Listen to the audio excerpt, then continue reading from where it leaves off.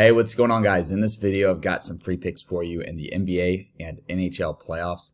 I went to the Dallas Stars Golden Knights game 1 game in Dallas last night. It was fucking awesome. Sucks that the Stars couldn't pull it out. Really sucks that the Stars struggle so much against Vegas. It's a revenge spot for them. They got eliminated by Vegas last year, and it's such an uphill battle. The Stars team is just so good, but they really don't match up well against Vegas. Vegas is just so physical. They just bully them around. But this play right here, one Jason Robertson shot away from cashing. Couldn't believe it, man. Robertson had 2 shots about halfway through the game, and I was in a spot where I was like, man, if he can get that 3rd shot before the 2nd intermission, we'll be going into the 3rd period, just need 1 shot. But at the same time, the Stars were down, so I thought, he could fire some shots on the goal. Here's what's crazy, though. Missed that by half a shot. Would have won 4,200. This is 200 to win 4,200, guys. You don't need to win every time to profit. And if I showed you guys anything at UFC 300, this is 500 to win 25 grand right here.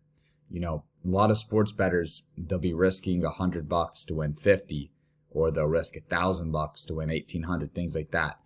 And their losses hurt a lot more than my losses hurt. So when you guys see me lose, it really doesn't hurt. It's just a paper cut. My wins, I'm laying the fucking hammer. I'm taking home run swings with a lot of these plays. So you have to understand, we could win once or twice a week and it'll cover us. A win like this, I'm not going to burn through 25 grand. It would take me months to burn through 25 grand with the amounts that I risk on games. I'm putting 100 to 200 down per play. So we're 1 away there. And in this one, I didn't even realize how close I was because I was at the Stars game. Unbelievable. If there was one guy that I trusted on this whole play, it would be Connor McDavid, and he's the one guy that was 1 shot away. Hyman with 9 shots. I didn't watch that game, but that's fucking insane that he threw up 9 shots in a game that they won by a lot. Usually in hockey, the team that's coming from behind, that's playing from behind, will be desperate to fire off shots. But, man, Hyman to get 9 shots is nuts. That's crazy. So, first pick today, this is coming from the player prop shop. The player prop shop's been on Kyrie Irving, more than 4.5 rebounds all season. I needed an anchor. This isn't my most confident play. This is a play that I threw in there to make an entry. So I lowered his number to 3.5. But Kyrie's been hitting this all season. And in game 1, he had 7 rebounds. So he's getting 7 rebounds. He's been hitting 5 rebounds all season. We got him at 4.5. I'm lowering it to 3.5 to give us even a better chance of hitting. And then I'm pairing it up with the one that I really like. So 2 days ago, we won on Josh Giddey. We ended up profiting, I think, like $250. Yesterday, we lost 200. So the last 2 days, we're still in the green. It's not what we want. We want to win every day. But Josh Giddey set us up to where we were playing with house money last night. So we're going to fade Giddey again. The idea here is in the playoffs, and with SGA on the court, SGA is going to eat up a lot of the stats that Giddey was scooping up. Giddey basically averages 20 PRA when SGA plays and 30 when he doesn't. So people look, they're like, oh, it should be around 25. But really, when SGA is playing, it should be 19.5. So not a ton of value here, but at 21.5, we're taking it. It's actually 20.5 on Chalkboard, so I took his less than, but a pretty good multiplier at 1.88. And then Kyrie more than rebounds. So I'm putting down 100 to win 241. So again, I'm going to profit 141 if this hits. I don't even need to hit 50% to profit. If I win plays like this 50% of the time, I'm profiting. So we're in a pretty good spot. Now, hockey, I want to talk to you guys about my NHL playoff strategy. Hockey is one sport where it completely changes in the playoffs. In regular season, if it goes to overtime, they get it over with in 5 minutes. They get it over with quick, 3-on-3 action, not a lot going on. But one thing that's really cool with hockey is these marathon games in the playoffs. And it's 5-on-5, 20-minute periods, and they play till they get a goal. But the thing is, it's so stressful in overtime, a lot of times guys aren't shooting high-quality shots. They're just throwing the puck at the net. So goalies can rack up a ton of saves in overtime. And you'll see once or twice each postseason, you'll see a game go to double, triple overtime, and they end up playing 60 minutes. So twice what they're expected to play. Now, the way that we can handle this is we can simply stack guys in one single game. So I don't know if I did it here. I have Washington and then, yeah, New York Rangers. So this is a good example of that. Perfect. It's $50 to win 2,400. The idea here is if this game goes to overtime, this will probably hit, especially if it gets like deep into overtime or even to double overtime. If it hits double overtime, all of these guys should hit these numbers. These are not like crazy lines. And then Ovechkin, I did adjust. So everyone else you can see is pretty high percentage. And then Ovechkin, he just is capable of throwing 7 shots on goal in a game. He's one of the, he's the best scorer of all time in hockey. And 4.5, I just know he can get to 5. And if this game goes to overtime, I expect Ovechkin to get 5 shots. It's $50 to win 2,400. And the game, going to overtime in hockey is a lot easier than a lot of other sports. The second way I like playing hockey is just grouping guys on the same team, okay? So here, you see I've grouped Colorado, a three-man on Colorado right here. And then it's out of order, but 3 Tampa Bay guys. So Kucherov, and then Point, and Stamkos.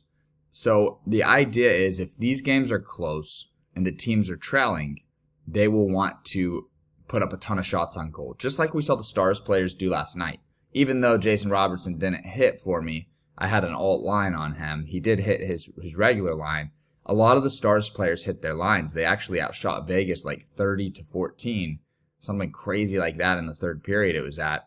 And it's because when a team is playing from behind, they're more desperate to fire shots off. And you'll see in the third period, if a team has a 2-goal lead, they play super defensively. So if you need a guy to get shots on goal and his team's winning by 2 in the third, you're kind of fucked. Like, he's not really that motivated to get a shot off. They're just playing defensively. So the idea when you group 3 players from the same team together is if that team is playing from behind, 1 to 2 goals behind their opponent, the likelihood of all of those players shooting over goes up. It's similar to stacking a bunch of offensive players in an NFL game. You're hoping that they go down. Like if you pick all the Chiefs players on Prizepicks or on Chalkboard or Sleeper, you're ideally hoping that they play from behind so that they get a shitload of extra drives moving the ball down the field. And it's the same thing with hockey. You're hoping that the game script favors them getting more shots. And no matter what the game script is, it's going to be the same for teammates because they're on the same team. So if it flows the way we need it to, the likelihood of all of them go up. And you look at this, you might look like, oh my gosh, it's 6 people. It'll never hit. But the reality is it's really 2 things. We're picking, hopefully, Tampa Bay to play from behind and get a lot of shots on goal, and Colorado to play from behind. So we're really just picking 2 things here. And you can mix and match this. I would just say pick 2 to 3 players from the same team and pair them up. Here you see a 4-man. Same thing here, a 4-man but with alt lines. Not sure that I love this model as much. I actually think I'd rather do a 6-man with regular lines than a 4-man with alt lines. But hey, I've got a lot of money on Stamkos to get 5 shots tonight, so I'll probably diversify more, but I just wanted to show you guys some examples of that. And these new apps that have came out, like Chalkboard and Sleeper, they've given us an opportunity to do creative things like this. Like on Prizepicks, you can't do any of this stuff. Prizepicks became a household name in 2022, 2023, and they just stopped innovating. It's not fun. They limit accounts that are profitable to $5. And Sleeper and Chalkboard, they're on the come up. They're giving us so many options. It's so much fun. And you get welcome bonuses if you sign up. So if you're not on these apps, get on these apps, copy my plays, and understand that my bankroll, I have over $12,000 in Chalkboard and Sleeper. So you can see me throwing 50 down to win $3,000 and 100 down to win $4,000. Just understand I have a bankroll here. And yeah, so use promo code Lambo on each app. You'll get a welcome bonus if you use promo code Lambo, up to 500 on Sleeper, 100 on Chalkboard. And then the write-ups that you see, the NBA write-ups, they're on Player Prop Shop. The links to all 3 of these things are in the description box of this YouTube video. Use promo code DRAFTDAY. You get Player Prop Shop for 50% off. They have like 30 write-ups every single day. And that's the first thing I do when I wake up and lock in my plays and do my research for the morning is I look on Player Prop Shop. I find the best things I like. I pair it up. And it's just boom. Instantly, I have a free play right there that I have good value in that I can feel good about. and 50% off, you're going to get it for under $2 a day. So to have that as a resource, you're going to buy back a ton of your time, save yourself a ton of time. And yeah, just understand with these long shots, guys, don't go all in on them. Even if you feel like I'm putting 100 or 200 down, unless your bankroll is over 10 grand in each app, don't put 100 down. Put like $2, put $5 on these because they're huge payouts.